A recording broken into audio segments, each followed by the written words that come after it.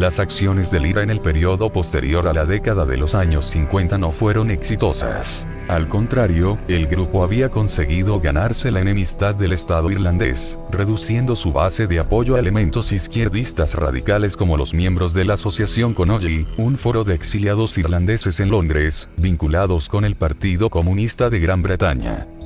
En 1962, Cathal Goulding se convirtió en jefe del Estado Mayor del IRA. Militante veterano con simpatías por el marxismo, Goulding advirtió que la campaña de la frontera había fracasado por falta de apoyo popular, ni en la República ni en el propio Ulster. Favoreció la infiltración de elementos del IRA en organizaciones civiles como movimientos obreros y de derechos civiles, especialmente en Irlanda del Norte. Un ejemplo sería la inclusión del militante Philip Macmillan en el comité de dirección de NICRA, por sus siglas en inglés, Asociación por los Derechos Civiles de Irlanda del Norte. Dicho esto, fue una organización que defendió los derechos civiles de la minoría católica en el país mencionado, durante los años 60 y principios de los años 70.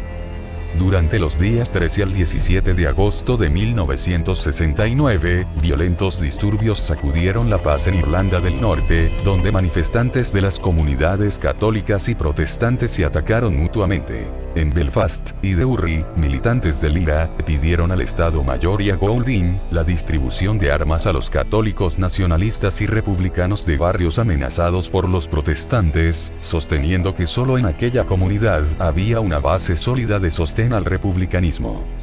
En el otro lado, sostenían también, los unionistas protestantes, tenían el apoyo ilícito de agentes en la Gendarmería Real de la Ulster, RUC, por sus siglas en inglés, en particular de los miembros de la Policía Especial, FI Specials. Los contactos entre el RUC y organizaciones paramilitares protestantes como la UDA, Asociación en Defensa de la Ulster, y la UVF, Fuerza Voluntaria de la Ulster, quedaron probados en el informe Stephens en el año 2003. En el barrio católico del Brookside, en Derry, jóvenes católicos superaron las posibilidades del RUC, y provocaron el despliegue de tropas en la calle, en lo que supuso la primera entrada del ejército británico en el Ulster desde 1922. Goulding se negó a tomar partido en el conflicto sectario, una decisión que se convertiría en la razón primordial de la división del IRA. En diciembre de 1969, Goulding quebró todas las leyes formales e informales del Sinn Féin, el partido político del republicanismo radical, cuando abogó en favor de renunciar a la política de abstencionismo de la Dáil, es decir, Parlamento, en Dublín, capital de la República de Irlanda. Sus adversarios denunciaron sus principios comunistas y su creencia ingenua en que los protestantes pudieran convertirse a la causa republicana bajo un formato socialista.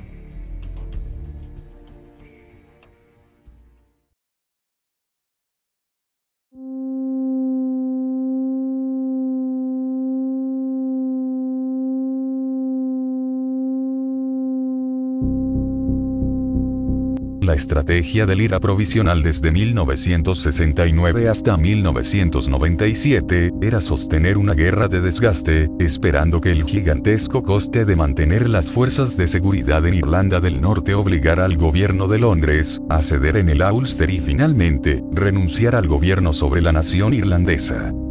Después de que las autoridades británicas tomaran medidas extremas, como el encarcelamiento de sospechosos de terrorismo sin juicio previo, y un internment, en 1971, o la trágica represión de manifestantes por los derechos civiles del 30 de enero de 1972 en Derry, suceso más conocido como Domingo Sangriento, la organización armada no solo aumentó sus filas, sino que desarrolló campañas de gran impacto a través de diferentes medios, desde propagandísticos hasta puramente terroristas. En 1972, el gobierno británico hizo su primer intento de negociar con la jefatura del PIRA y el Sinn Féin. El vizconde William Whitelaw, conservador y secretario de Estado por Irlanda del Norte en el gabinete de Edward Heath, representaba al gobierno, y Sean McEstee O'Flynn, Dáithí O'Connell, Ifor Fell, Seamus Duomey, Jerry Adams Jr. y Martin McGuinness formaban la delegación republicana. Tras 3 años de intensa lucha, llegándose en 1972 al máximo pico de violencia, a principios de 1975, el PIRA proclamaba su primer alto al fuego. En pocos meses, este acuerdo provisional se derrumbaría entre dilaciones por parte del gobierno británico, para negociar una salida política y ataques constantes de los paramilitares protestantes contra civiles católicos.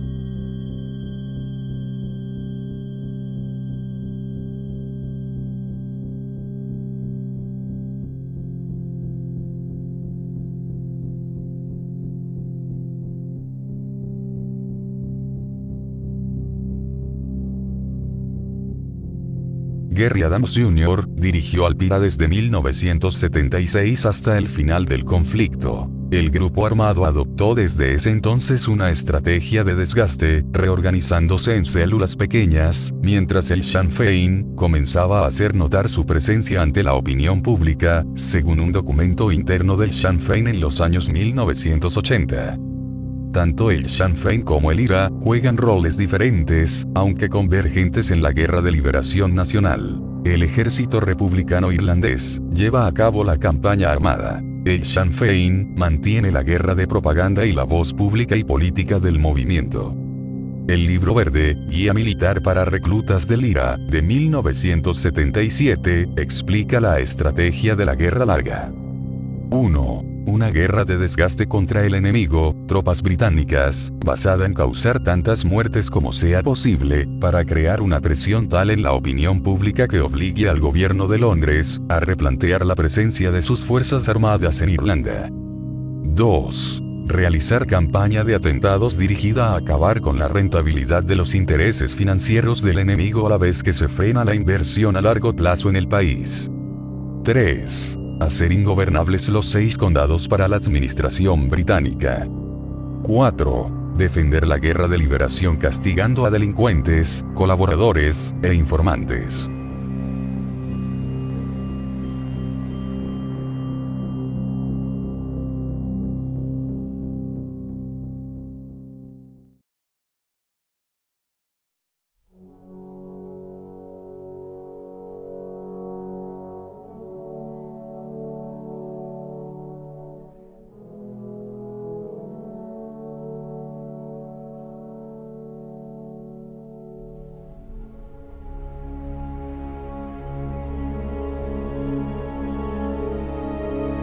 La protesta en las prisiones marcó el paso del PIRA, de una instancia puramente militar, a otra marcada por el crecimiento de su rama política, el Sinn Féin. Otro de los resultados de este periodo de crisis, fue la ruptura de la abstención electoral por parte de los afiliados al partido, aunque estos continuaron negándose a ocupar cargos que implicaran una aceptación de la soberanía británica en Irlanda del Norte.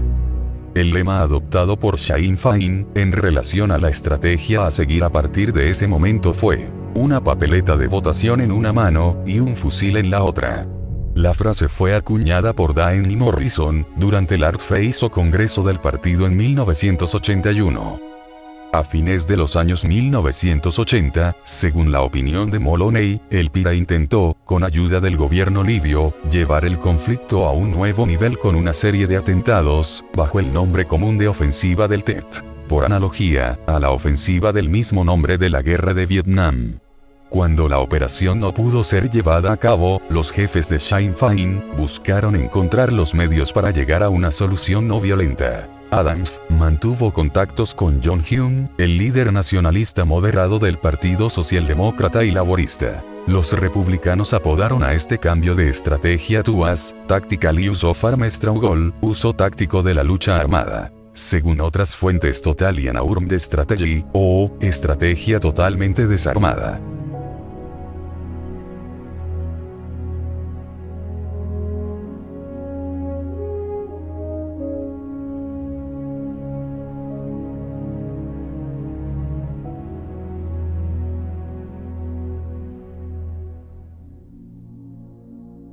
Pese al cambio de actitud de los republicanos, no habría otro alto el fuego hasta septiembre de 1994. La lucha se intensificó durante los últimos años de la década de los 80 y principios de los 90, alimentada por la intransigencia del gobierno conservador británico y el contrabando masivo de armas por parte de los republicanos desde Libia.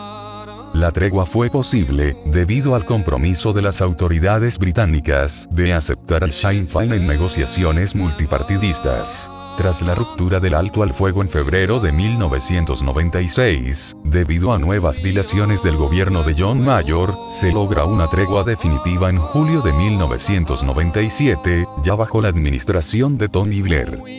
Al año siguiente, 1998, se firma el Acuerdo de Viernes Santo, por el que todos los partidos se comprometen a aceptar un ejecutivo colegiado, con una fuerte influencia política de la República de Irlanda en los asuntos de la provincia autónoma, además de una hipotética futura unidad con esa república, siempre y cuando la mayoría de los habitantes así lo decidiesen. Ese mismo año, se produjo el atentado de Omagh, que provocó 29 muertes y más de 200 heridos, perpetrado por una escisión, el IRA auténtico.